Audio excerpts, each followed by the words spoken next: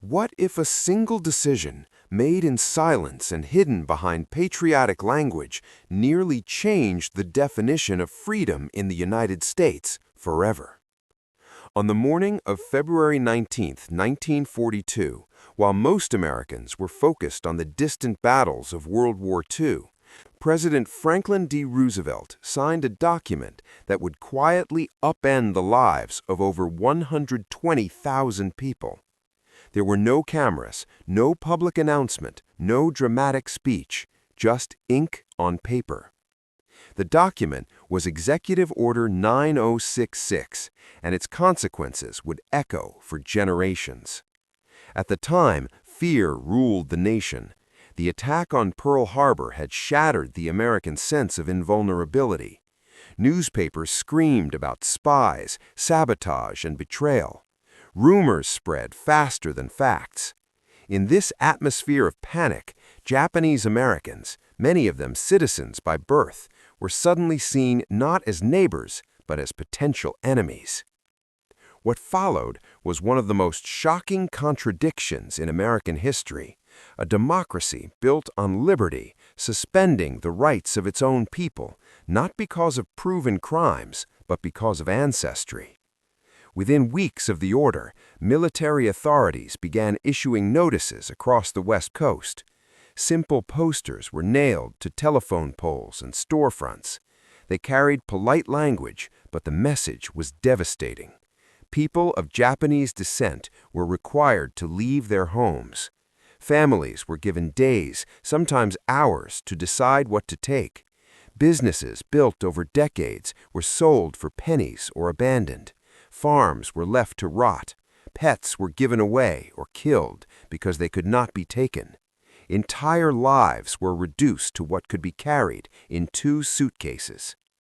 Among those affected was Fred Korematsu, a 23-year-old American-born welder from Oakland, California. Fred did not believe the government had the right to remove him from his home. He had committed no crime. He was loyal to the United States. When the exclusion orders came, he made a decision that would place him at the center of a historic legal battle. He refused to leave. Korematsu altered his appearance, changed his name, and went into hiding.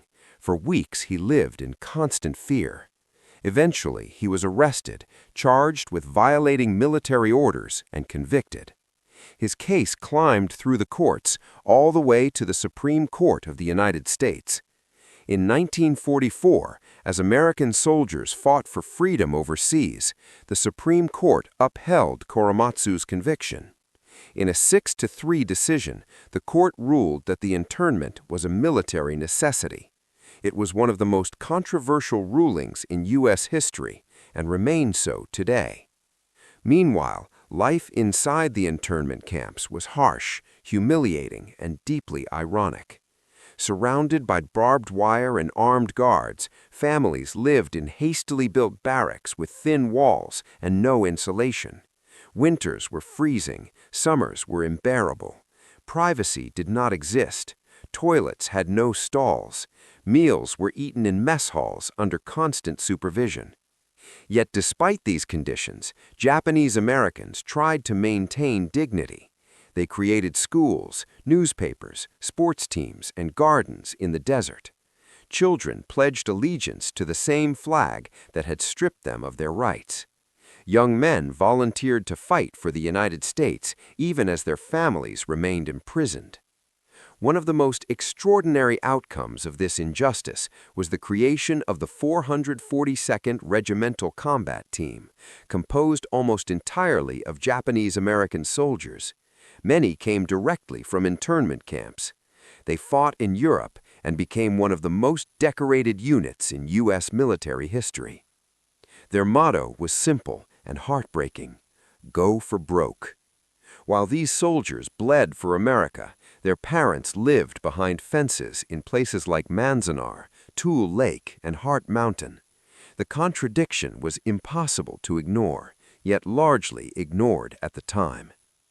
After the war ended, the camps were closed quietly. Families were released with little support, often returning to towns where their homes had been taken and their businesses destroyed.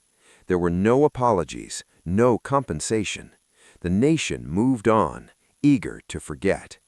But some did not forget. Decades later, evidence began to surface that the government had knowingly exaggerated the threat posed by Japanese Americans. Classified reports from the FBI and military intelligence had concluded early on that there was no widespread risk of espionage. These findings were suppressed. Fear, racism, and political pressure had outweighed facts. In the 1980s, a legal team reopened Fred Korematsu's case using newly discovered documents. In a rare move, his conviction was overturned. The court acknowledged that the government had misled the Supreme Court in 1944.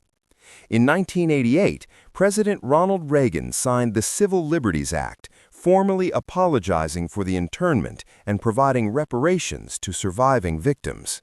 The apology was historic, but for many, it came too late. Fred Korematsu spent the rest of his life speaking about civil rights, warning that fear can erode freedom faster than any foreign enemy. After the September 11th attacks, when voices again called for targeting groups based on identity, Korematsu publicly opposed such measures. He recognized the pattern. He had lived it. Today, the internment of Japanese Americans stands as a chilling reminder that democracy is fragile, that constitutional rights depend not only on laws, but on courage, especially in moments of fear. It is proof that injustice does not always arrive loudly. Sometimes it comes quietly, signed behind closed doors, justified as temporary, necessary, and patriotic. And the most unsettling truth of all is this: the people who suffered were not outsiders. They were Americans, born on American soil, loyal to the American flag, betrayed not by an enemy abroad, but by their own government. History often celebrates battles won and enemies defeated, but some of the most important stories are about the moments when a nation failed itself and what it took to finally admit the truth.